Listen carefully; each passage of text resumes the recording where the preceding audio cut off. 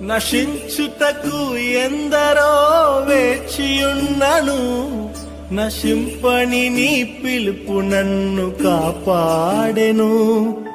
ద్రోహము నిందల మధ్యలో నే నడచినను, నీ నిర్మల హస్తము నన్ను భరించెను.